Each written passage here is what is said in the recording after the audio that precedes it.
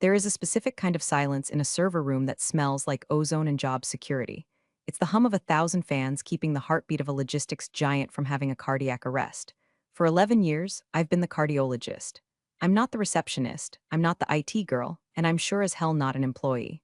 I'm Lauren. I'm the independent vendor who owns the keys to the kingdom, proprietary code that talks to the legacy systems, and the only person who knows why the 2014 archive is named Do Not Touch or We Die. But then came Chad.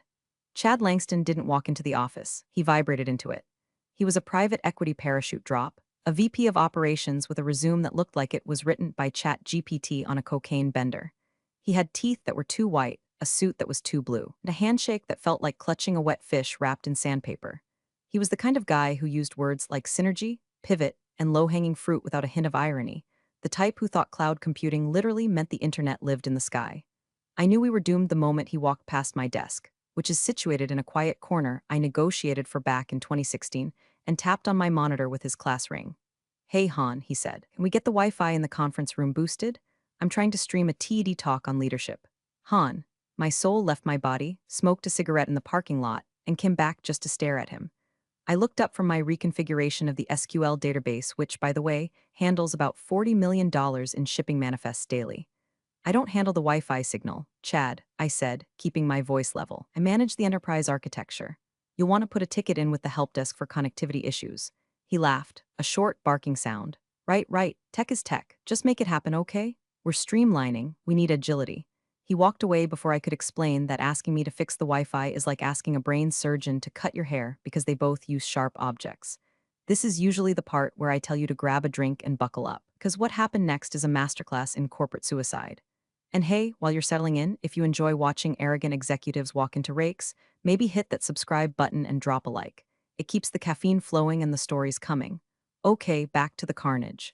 The thing about being a vendor for over a decade is that people forget you aren't staff. They see you every day. You have a badge. You drink the terrible break room coffee. You know whose wife is sleeping with the tennis instructor. But there is a massive legal difference.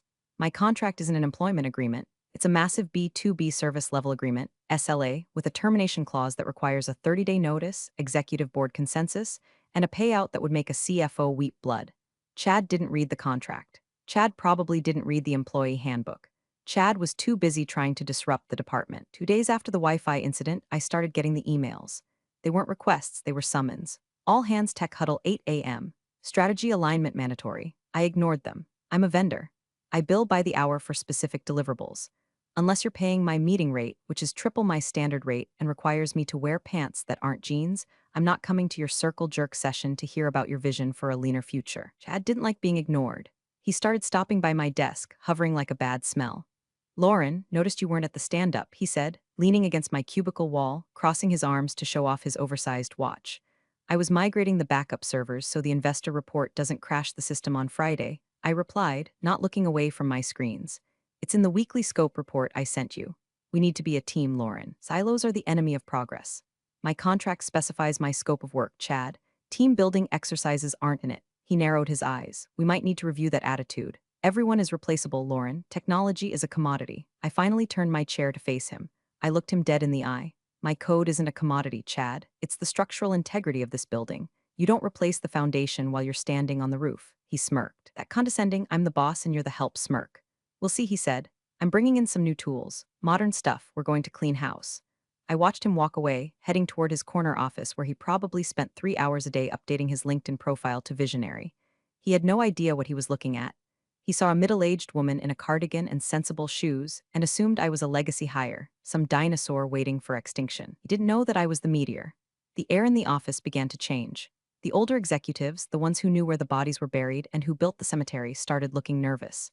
The CIO, a man named Robert who looked like he'd survived 3 wars and a divorce, stopped by my desk later that afternoon.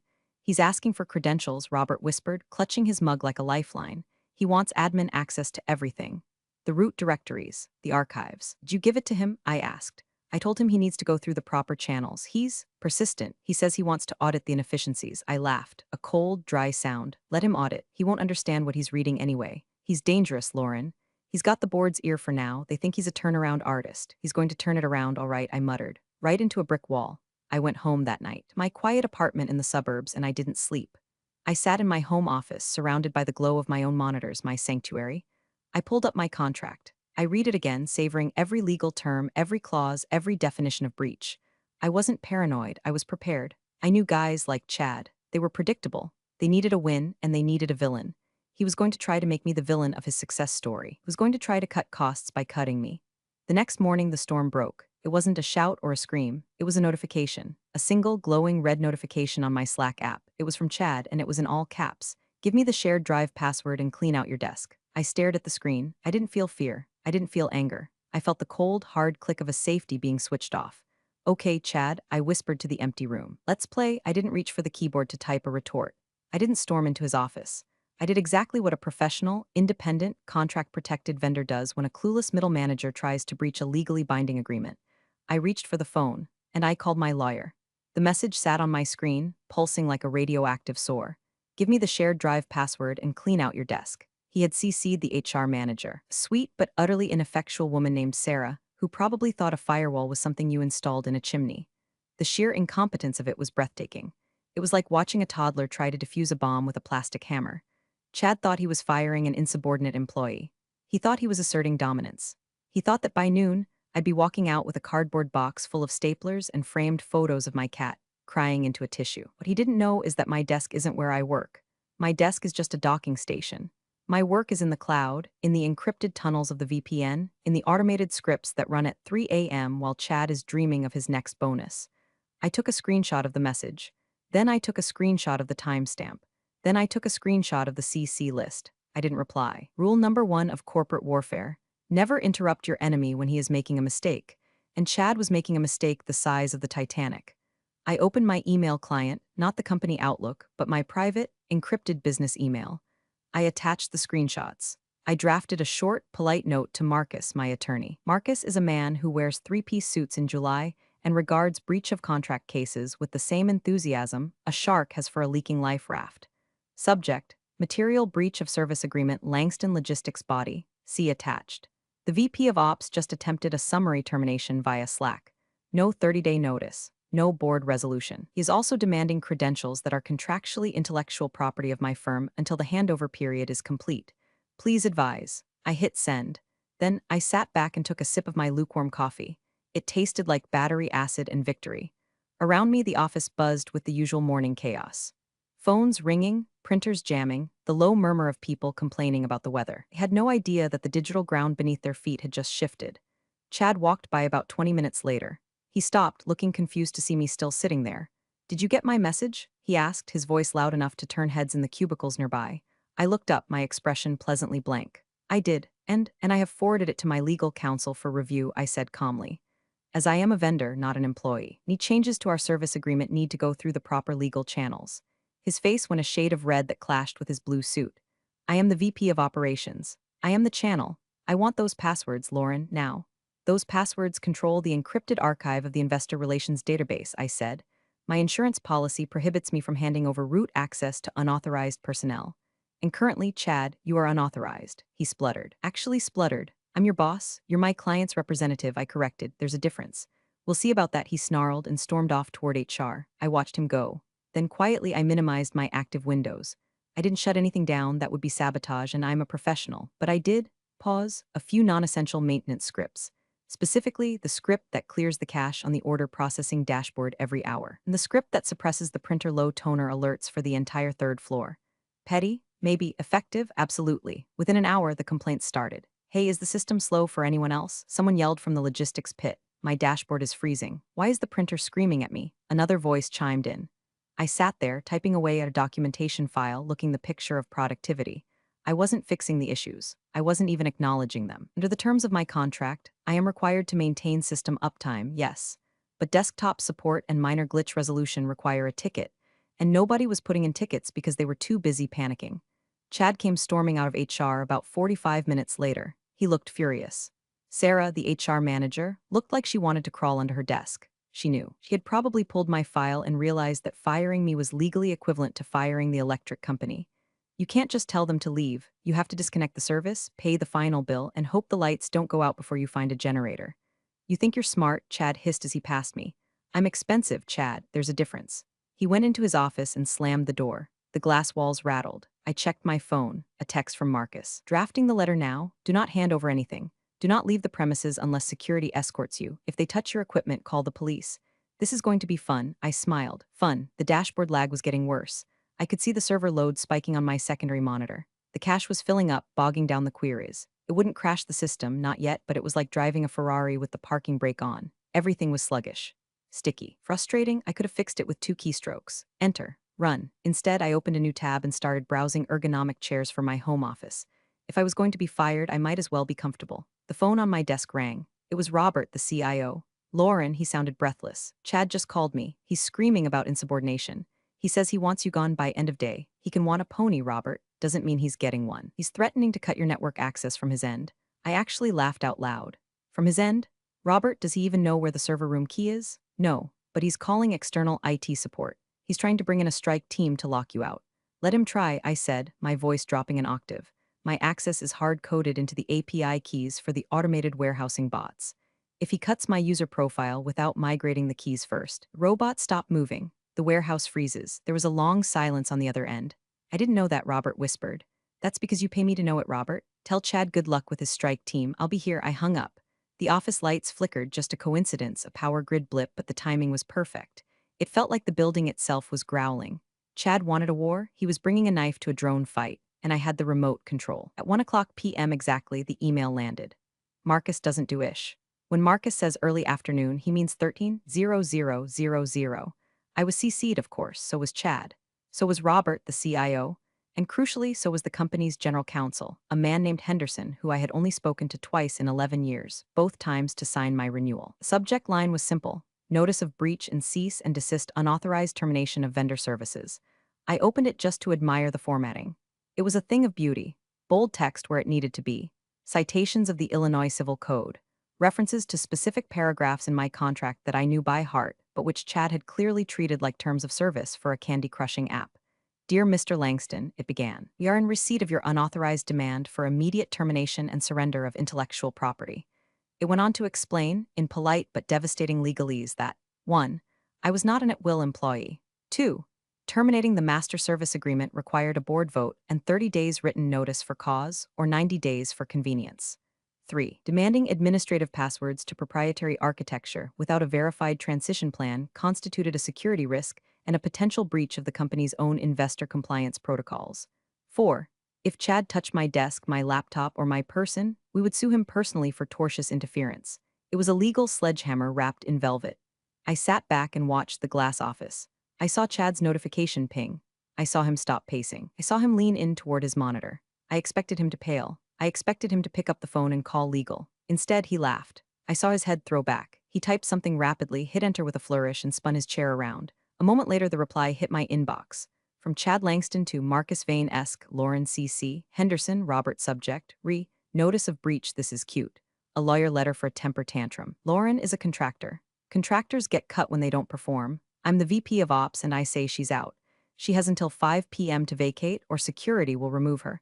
We have a new team starting Monday. Keep the legal threats for someone who cares. I stared at the screen. My mouth actually fell open. It wasn't just arrogance, it was a fundamental disconnection from reality. He had just put in writing that he was ignoring general counsel and a binding contract because he said so. My phone buzzed. It was Marcus. Did he really just reply, this is cute, to a formal breach notice? I typed back, he thinks he's in a movie, Marcus. He thinks he's the Wolf of Wall Street. He's going to be the Wolf of Unemployment, Marcus replied. I'm calling Henderson directly. Sit tight. Robert, the CIO, walked out of his office. It looked like he had aged 10 years since the morning. He walked straight to Chad's office, bypassing the assistant. I couldn't hear what they were saying, but I could see the body language. Robert was pleading, gesturing with his hands, pointing at the ceiling, the metaphorical board, presumably. Chad was dismissive, waving his hand, pointing at his chest. Robert came out 2 minutes later, shaking his head. He walked over to my desk. He won't listen, Robert said. His voice low. He thinks you're bluffing. He thinks the contract is just guidelines. He's going to crash the compliance server, Robert, I said softly. The end-of-month audit scripts run automatically tonight. If he locks me out or if his new team tries to patch the server without the encryption keys I hold, the data corrupts. I told him, Robert said, rubbing his temples. I told him we need you for the audit. He said, I'll have my nephew look at it. He knows Python. His nephew, I repeated. Robert, tell me you're joking. Please tell me you're joking. He said he's a coding wizard. He's 19. I looked at my screens. The blue light reflected in my glasses. I saw 11 years of architecture. layers of security, redundancy, and optimization that I had built brick by digital brick, and Chad was going to hand it to a teenager because he didn't like my tone. Okay, I said. Well, Robert, I'm legally obligated to stay at my post until the contract is validly terminated or I am physically removed. So I'm going to sit here and document everything. I'm sorry, Lauren, Robert said. I'm calling the chairman of the board, but he's in the Maldives. It might take a day to reach him. We might not have a day, I said. Just then, the first real crack appeared. A junior analyst from finance popped his head over my cubicle wall. Hey, Lauren, the shared drive is asking for a credentials verification token. I can't save the quarterly projections. I looked at Chad's office. He was on the phone, laughing, feet up on the desk. I can't help you, Kevin, I said loudly enough for the room to hear. I've been ordered to stand down from all administrative tasks, but I can't save the file, Kevin said, panic creeping into his voice. If I close the window, I lose 4 hours of work. Take it up with Chad, I said, pointing a pen at the glass office. He's the new IT director, apparently. Kevin looked at Chad, then at me, then back at his screen. I opened a new text document. Log entry 1345, Finance Department reporting access token failures. Cause, token refresh script requires manual authorization which I am currently prohibited from providing. Potential data loss high. I saved the file. I named it the Chad Chronicles Vol 1, TXT. The air conditioner kicked on, a low rumble that sounded like a beast waking up in the basement. The temperature in the server room was rising. Not literally, the cooling was automated, but metaphorically the heat was on, and Chad was sitting in the sauna, wearing a wool suit, thinking it was a spa day. At 3:30 p.m., the new team arrived. It wasn't a team. It was two guys in hoodies who looked like they had just rolled out of a dorm room. A third guy in a polo shirt that said Geek Squad on it, though he had clearly tried to cover the logo with a piece of duct tape. Chad came out of his office to greet them like they were the Navy SEALs. Gentlemen, welcome to the front lines. He walked them past my desk without looking at me. This is the server access point, he said, gesturing to the main terminal, my terminal's access point. We need to migrate the user database to this new cloud platform I bought. It's called Nebula Stream, much cheaper than the custom rig we have now. I froze. Nebula Stream? That was a freemium storage locker for indie game developers, not an enterprise-grade solution for a logistics firm handling medical supplies and hazardous materials tracking. Chad, I said. I didn't shout. I spoke with the calm authority of an air traffic controller telling a pilot he's about to land on a highway. You cannot migrate the database to a non-compliant server. It violates HIPAA and the DOT regulations. Ignore the noise, guys, Chad said, waving a hand at me. She's just upset she's being phased out. Just plug in and run the wizard. Run the wizard. I watched in horror as one of the hoodie guys, let's call him Hoodie A, plugged a USB drive into the console. Whoa, this system is ancient, Hoodie said. It's running a custom Linux kernel? Yeah, get rid of that, Chad said. We want Windows, make it user-friendly. I reached for my phone. I texted Robert. They are reimaging the production server. Stop them. Then I started typing. Fast. I wasn't hacking them. I wasn't fighting back. I was downloading the logs. I was capturing the exact moment the command was entered. I needed proof that I didn't do this. That when the system inevitably vomited its own guts out, it was because Chad ordered a lobotomy. Okay, initializing migration, Hoodie B said. Says there's a conflict with the archive do not touch directory. Override it, Chad said. We need a clean slate. Chad, I stood up. That directory contains the hash keys for the encrypted backups. If you override it, you lose the history. You lose the chain of custody. Security, can we get an escort? Chad yelled, looking toward the elevator. The security guard, an old guy named Earl who I've shared Christmas cookies with for 5 years, walked over slowly.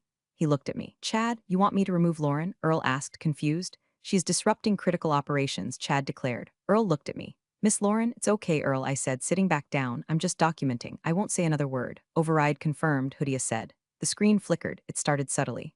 The big monitors on the wall in the logistics pit, the ones that show the real-time location of every truck in the fleet, blinked. Green dots turned yellow. Then they froze. Hey, the GPS is lagging, a dispatcher shouted. Then the dashboard turned gray. A spinning wheel of death appeared in the center. I can't see the trucks, another dispatcher yelled. I have a driver in a blizzard in North Dakota asking for routing and I can't see him. Chad frowned. It's just the migration buffering. It'll come back. It didn't come back. Next, the phones. Our VoIP system is tied to the server bandwidth. If the server gets clogged with a massive, an optimized migration of terabytes of data, the voice packets get dropped. The ringing stopped. The room went eerily silent, followed immediately by the sound of 40 people saying hello. Hello, are you there? At the same time, what did you do? Robert came running out of his office, his tie askew. We're upgrading, Chad shouted over the confusion. You have to break a few eggs to make an omelet. You didn't break eggs, you broke the phone lines. Robert screamed. I sat there. I watched my private console. The error logs were scrolling by so fast they were a blur of red text. Error, database lock, error, API timeout, error, integrity check failed. And then the piece de resistance, the billing system. The automated invoicing script tried to run at 4 p.m. It tried to pull data from the database that Hoodia was currently overriding. It couldn't find the data. So, following its protocol for missing data, it defaulted to null values. Somewhere in the cloud, hundreds of invoices were being generated for $0 and 0 cents and emailed to our biggest clients. I saw the outgoing mail queue spike. 500 emails sent. 1,000 emails sent. Chad, I said, breaking my silence. You just sent free invoices to Amazon, Walmart, and the Doody. Chad spun around. What? The billing script. It ran on an empty table. It just told our clients they owe us nothing for the last month of shipping. His face went from red to white in the span of a heartbeat. Stop it. Cancel it. I can't, I said, holding up my hands. I'm unauthorized. Remember, fix it. He screamed, spit flying. Fix it now. I need a signed work order, I said coolly. And a reinstatement of my contract and an apology. I'll fire you. I'll sue you. You already fired me, Chad. And my lawyer is going to have a field day with the fact that you overrode a safety protocol I warned you about in front of witnesses. I looked at Hoodia. You might want to unplug that USB drive before you corrupt the boot sector. Hoodia looked terrified. He yanked the drive out. The screens went black, all of them. The office plunged into darkness as the smart lighting system, also tied to the server, reset itself. In the gloom, only light came from the emergency exit signs and the glow of my laptop, which was running on its own battery, disconnected from the network, safe and sound. Oops, I whispered. Darkness is a powerful motivator. When the lights went out, the screaming started. Not fear screaming, but frustration screaming. Sales reps who lost calls, dispatchers who lost trucks, and one guy who I think just took the opportunity to yell hell no. Into the void without consequences. Emergency lights kicked on a buzz, casting the office in a sickly green hue. It's a reboot, Chad yelled, his voice cracking. Just a hard reboot. Everyone calmed down. He was sweating.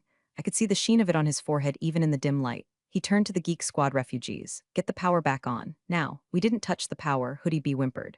The lighting controller must have timed out when the server dropped. Well, override it. We don't know the password. I knew the password. It was let there be light 01. I had said it myself 3 years ago. I sat in the glow of my laptop, playing solitaire. Lauren, Chad growled, looming over my desk. Give them the lighting code. Is that a formal request for vendor services? I asked, not looking up from a black queen I was moving to a red king. Just give me the damn code. Not without a contract, Chad. Liability. If I give you the code and the building burns down, it's on me. If you do it, it's on you. He snarled and pulled out his phone. The flashlight beam danced across my face. You are enjoying this. I am merely abiding by the strict parameters you set, Chad. You wanted me out. I'm out. Physically present, digitally absent. Just then his phone rang. He looked at the screen and went pale. It was the 4:30 p.m. reminder. Meeting, pre-audit investor demo. The investors, the people who controlled the money. They were expecting a demonstration of the new real-time tracking dashboard, the very dashboard that was currently a spinning wheel of death on the wall. Oh God, Chad whispered. The Zoom call. He looked at the dark screens. We can do it on my iPad. We'll use cellular data. He scrambled into his glass office.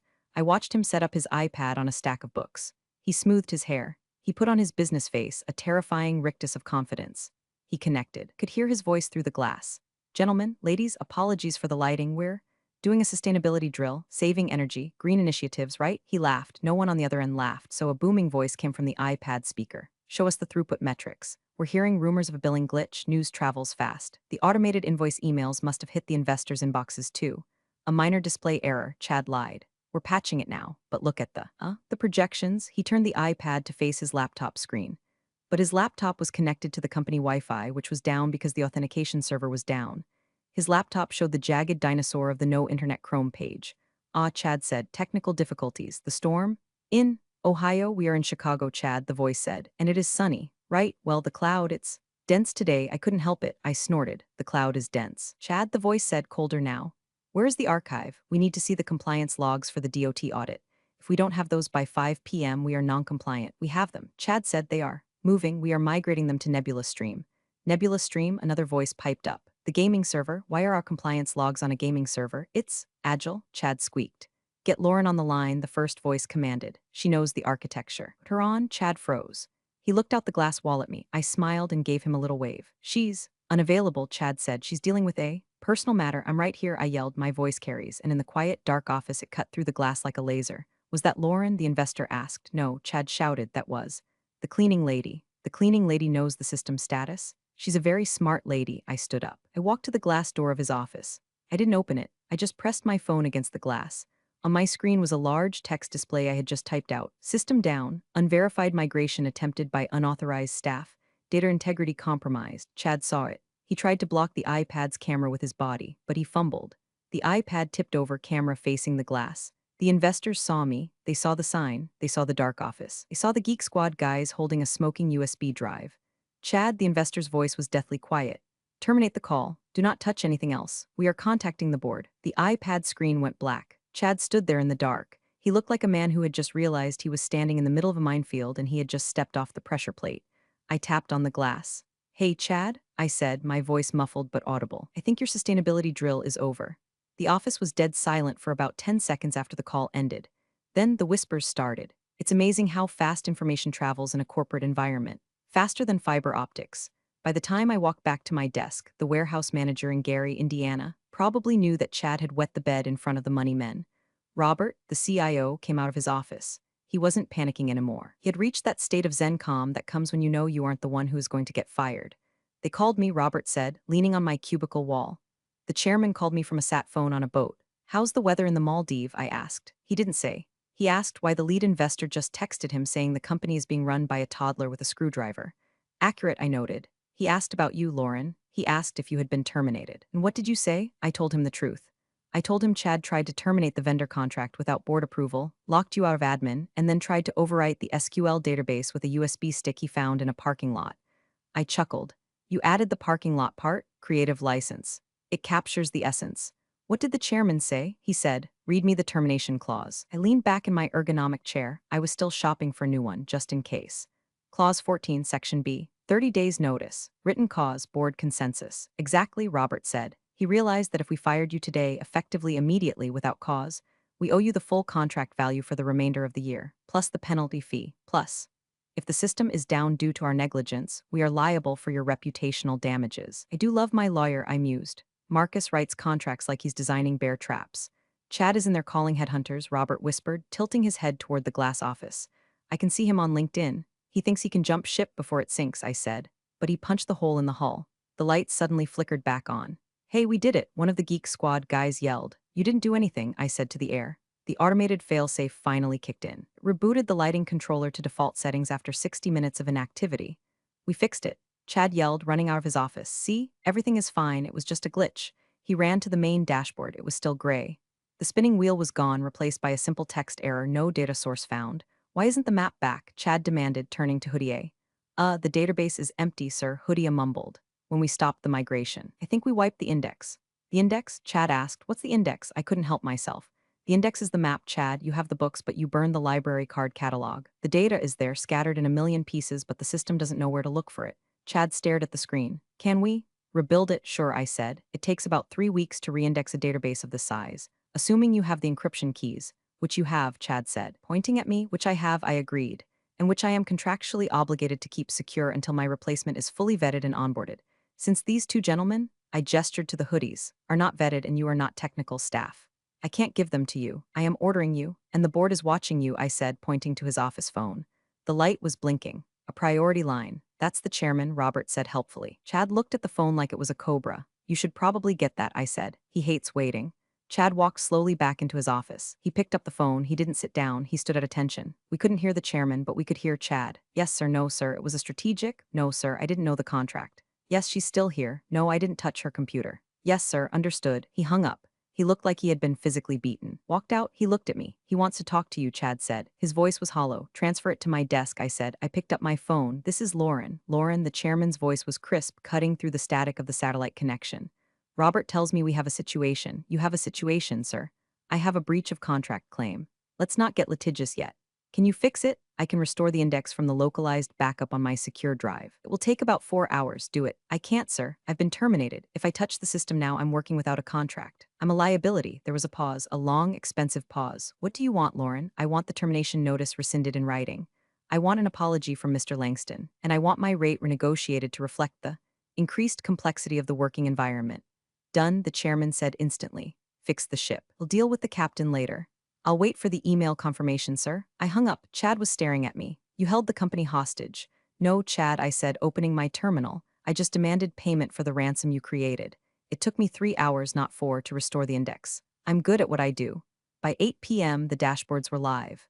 The trucks reappeared on the map. Billing system stopped sending $0.00 invoices, though we'd have to issue corrections for the ones already sent, which was going to be a PR nightmare. I was the only one left in the office besides Robert, the security guard Earl, and Chad. Chad had spent the last 3 hours shredding documents. I could hear the machine whining from his office. It sounded like a frantic beaver chewing through a dam. When the green lights finally stabilized on the server rack, I packed up my bag. Leaving, Chad stood in the doorway of his office. He had loosened his tie. He looked disheveled. "Job's done," I said. "System is stable. I'll be back at 9 a.m. per the chairman's request." "You think you won," he said. "It wasn't a question." "I think the company survived," I replied. "That's usually the goal. You undermine me. You set me up to fail." "Chad," I sighed, "I gave you the map to the minefield. You used it to wipe your ass. That's not a setup. That's natural selection." He didn't reply. He just watched me walk out. The next morning, the atmosphere was toxic. Chad had called an emergency all-hands meeting at 9:30 a.m. in the main atrium. "This is it," Robert whispered to me as we gathered with coffee cups. "He's going to try to spin it."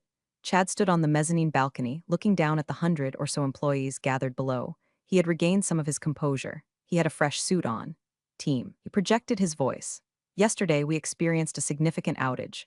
I want to be transparent with you." I raised an eyebrow. "Transparent?" "We attempted a necessary upgrade to our legacy systems," Chad continued. "Unfortunately, we encountered resistance from certain legacy vendors who were unable or unwilling to support the new vision." He looked directly at me. The crowd turned to look at me. "The failure of the system was a result of outdated architecture that couldn't handle the speed of modern business," Chad lied. "We had to roll back the changes to maintain operations, but let me be clear, this only proves that we need to accelerate our transition away from expensive, obstructionist contractors." A murmur went through the crowd. He was blaming me. He was blaming the person who stayed late to fix his mess. I felt the rage bubble up. Not the hot, screaming rage, but the cold, liquid nitrogen rage. I opened my mouth to speak, to cite the logs, to dismantle him, but I didn't have to. From the back of the room, a voice boomed out. It was Helen, the senior director of finance. Helen is 60 years old, wears pearls every day, and is scarier than any biker I've ever met. "Excuse me, Mr. Langston?" Chad paused. "Yes, Helen. Are you referring to the outdated architecture that successfully processed $2 billion in logistics last year without a single downtime event until you arrived?"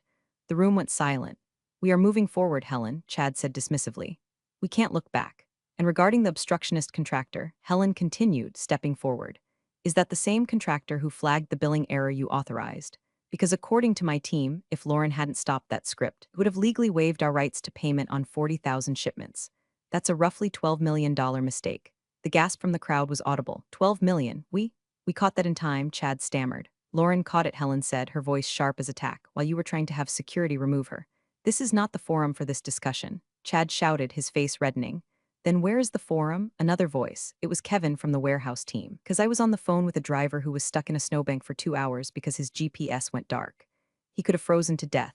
Was that part of the new vision?" "Enough," Chad yelled. "Everyone back to work, now." He turned and stormed off the balcony. But nobody moved. They were all looking at me. Helen walked over to me. She didn't smile. Helen doesn't smile, but she nodded. "I saw the logs you sent to the shared drive, Lauren. The Chad Chronicles? Nice touch." "I thought transparency was important," I said. "It is," Helen agreed. "I forwarded them to the board's audit committee this morning." I smiled. The trap wasn't just closed, it was welded shut. At 11 o'clock a.m., the elevator doors opened and the Grim Reapers arrived. It was Marcus, looking like $1 million in a pinstripe suit, flanked by two paralegals carrying bankers' boxes. And walking with them was a man I hadn't seen in 3 years, Mr. Sterling, lead investor from the Zoom call. They didn't stop at reception. They walked straight through the bullpen, past the whispering employees, and headed for the boardroom. Robert came running to my desk. "They're here. They want you in the room. Me, you, and Chad." "It's a show trial, Lauren. Come on." I grabbed my laptop. I grabbed my thermos. I walked into the boardroom. Chad was already there. He was sitting at the far end of the long mahogany table. He looked small. The bravado from the balcony was gone. Mr. Sterling sat at the head of the table. Marcus sat on his right. "Sit down," Sterling said. I sat. Chad sat. "Mr. Langston," Sterling began, his voice devoid of emotion, "we have received a report from the finance director. We have received a technical audit from the CIO. And this morning, we received a formal notice of material breach from Miss Lauren's counsel." He slid a thick document across the table. It landed with a heavy thud in front of Chad. "You attempted to terminate a critical infrastructure vendor without cause," Marcus spoke up, his voice smooth and dangerous. "In doing so, you triggered the exclusivity clause. You also attempted to bypass security protocols, which is a violation of the NDA my client signed. You exposed her to liability." "I was managing the department," Chad argued, but his voice was weak. "I have the right to choose my team." "You have the right to manage employees," Sterling corrected. "You do not have the right to vandalize the company's assets. And let's be clear, this architecture is an asset." Sterling opened a folder. "We have reviewed the logs. The command to overwrite the database came from your login, Chad, after you were warned." It was the consultants, the Geek Squad guys. You authorized them, I said quietly. I have the recording of you telling security to remove me so they could run the wizard. Chad glared at me with pure hatred. This is personal, isn't it? You just hate that I tried to change things. It's not personal, Chad, I said. It's binary, zeros and ones. You tried to force a zero where a one belonged. The system rejected you. I just watched it happen. Sterling cleared his throat. We are looking at significant exposure here. If the clients find out about the data breach, and they will because the $0 invoices have already raised flags, you need a scapegoat. We need to show that the problem has been excised. Chad looked hopeful. Exactly, we blame the vendor. We say she, Mr. Langston. Sterling cut him off. You are not listening. The problem isn't the vendor. The vendor is the only reason we are still operational today. Marcus leaned forward. My client is prepared to sue for wrongful termination, defamation, and breach of contract. The damages would likely exceed $5 million. Chad's eyes widened. However, Marcus continued. She's willing to settle. Settle? Chad asked. She's willing to return to work, Sterling said, under a new agreement. He slid another document toward me. Retainer increased by 200%, Sterling listed the terms. Direct reporting line to the board, bypassing the VP of operations. Full veto power over any technical changes to the core infrastructure. And a guaranteed 3-year extension. I looked at the contract. It was beautiful. It was everything I had ever wanted. And Chad, I asked. Sterling looked at Chad. Mr. Langston, you are being placed on administrative leave pending an investigation into gross negligence. Leave? Chad stood up. You can't do that. I have a contract. Your contract, Marcus said with a shark-like grin, has a morality clause and a competence clause. I believe you violated both. Get out, Sterling said. This is bullshit. Chad screamed. She's just a computer janitor. And you, Sterling said, are a liability. Security? Earl, the security guard, opened the door. He had been waiting. He looked happy. Mr. Langston, Earl said, please hand over your badge. Chad looked at me. He looked at the board. He looked at the badge in his hand. He threw it on the table. You'll regret this, he spat at me. You're stuck in the past. Maybe, I said, signing the new contract with a flourish. But my past pays better than your future. Earl escorted him out. We could hear him shouting all the way to the elevators. The room went quiet. Thank you, Lauren, Sterling said. Please keep the lights on. Always, I said. The office is different now. Quieter. Chad was formally terminated 3 days later. The official memo said he left to pursue other opportunities. We all knew the only opportunity he was pursuing was unemployment benefits. The new team he hired, the Geek Squad duo, sent a bill for their services. I framed it and hung it in the server room. It hangs right next to the fire extinguisher, which feels appropriate. My new contract kicked in the following Monday. The money is obscene, truly. I'm making more as a consultant now than the CFO makes in salary. And the best part? I answer to no one in this building. When the new VP of operations arrives, nervous guy named Peter who treats me like an unexploded bomb, he asks for permission before he even enters my aisle. Lauren, he'll say, hovering 10 feet away. Is it a good time? It's always a good time, Peter, I'll say, as long as you don't touch the thermostat. But it's not just about the money or the power. It's about the vindication. I walked past Chad's old office yesterday. It's being converted into a wellness room or some nonsense. The glass is still there, but the arrogance is gone.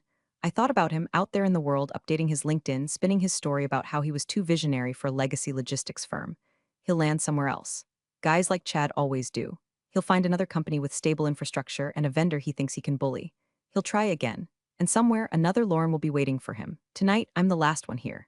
It's 9 p.m. The cleaners are vacuuming the carpets.